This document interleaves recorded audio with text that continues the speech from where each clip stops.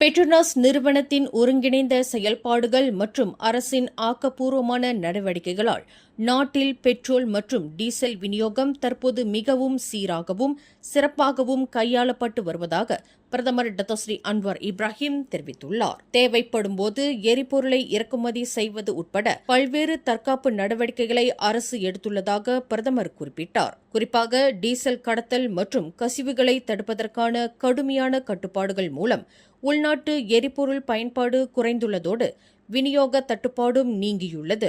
2 மாதங்களுக்கு முன்பு இருந்த நெருக்கடியான நிலை இப்போது இல்லை என உறுதிபட தெரிவித்த பிரதமர், உலகளாவிய எரிசக்தி விலை மாற்றங்களில் இருந்து மக்களை பாதுகாக்க ஆசியான் நாடுகளுடனான ஒத்துழைப்பும் வலுப்படுத்தப்படும் என்றார்.